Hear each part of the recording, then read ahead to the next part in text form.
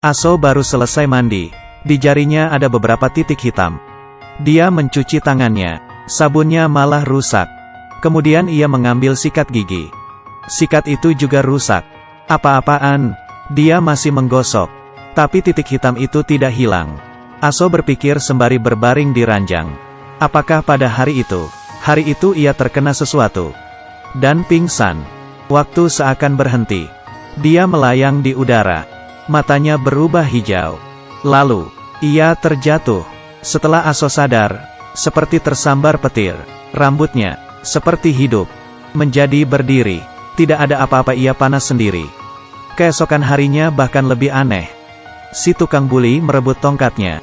Tidak berhenti mengusili Aso. Dirinya. Kemudian marah. Mereka menginjak-injak Aso. Mengambil radio antik miliknya. Mengusilinya lagi.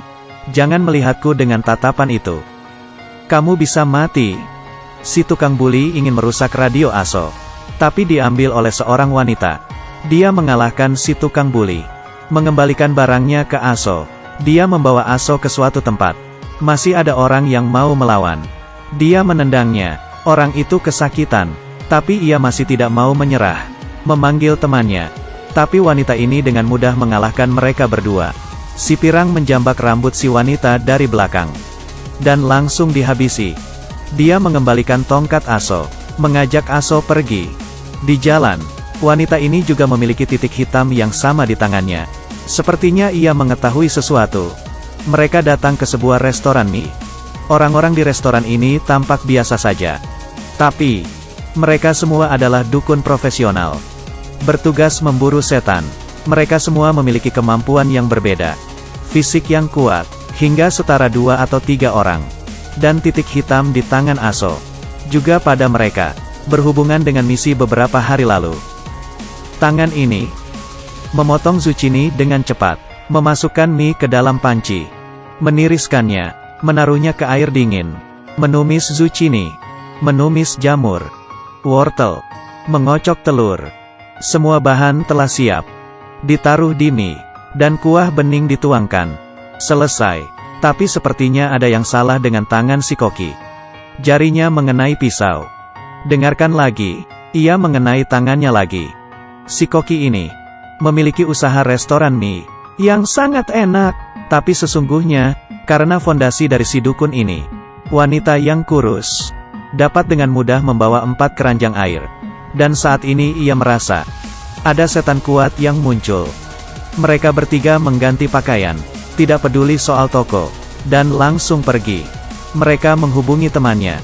Mereka berpencar dan mulai memburu. Tapi setan ini terlalu kuat. Temannya terbunuh. Dan jiwanya masuk ke tubuh Aso. Orang di restoran mie berkata kepada Aso, mereka adalah dukun yang miskin. Dan titik hitam itu adalah pintu ke alam baka. Kemudian mereka ingin Aso bergabung. Dia tidak akan melakukan hal semengerikan itu. Dan membuat keputusan. Tapi ketika Aso meninggalkan restoran mie, dia mendapatkan telepon dari Daxiong. Para tukang buli menculik Daxiong. Aso yang pincang mempercepat langkahnya. Saat ia sampai, Daxiong sudah babak belur. Aso memberi usul, biarkan dirinya menggantikan Daxiong. Tapi si tukang buli tidak mau. Mereka ingin si wanita yang menghajar mereka kemarin. Si pirang menamparkan Aso. Kemudian Aso merasa ada kekuatan yang mengaliri tubuhnya. Dalam 3 detik, ia terjatuh. Si pirang marah kepadanya dan memukulinya. Aso muntah darah dan pingsan. Pada saat ini, 3 orang dari restoran mie muncul. Mereka mau membantu Aso. Setiap orang melawan 1 orang. Si paman menghajar seorang. Berhenti di depan mereka. Sekali pukulan, tulang si tukang buli patah. Setelah menghindari dari pukulan, sekali lagi, mematahkan tulang lagi. Dengan pukulan yang bagus, si pirang tidak bisa jatuh.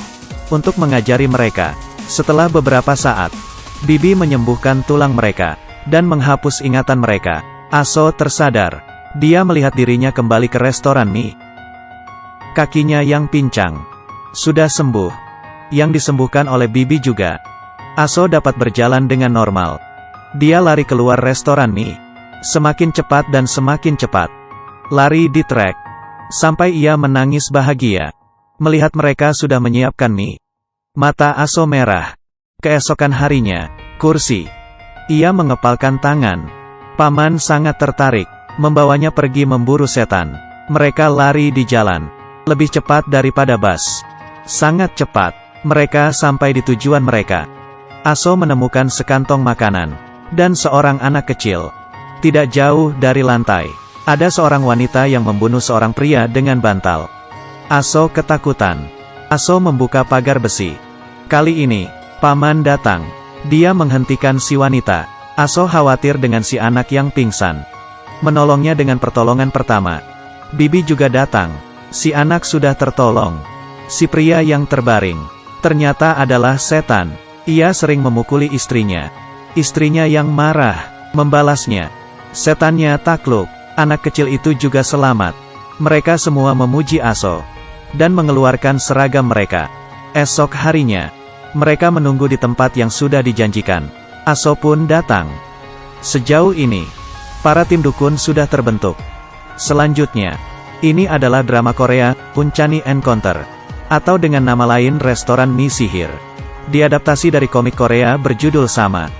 Ketika tayang perdana tahun lalu. Membuat rating OCN terbaru. Sebuah kuda hitam yang tidak disangka-sangka. Sangat menarik untuk ditonton. Aku merekomendasikan kalian menontonnya.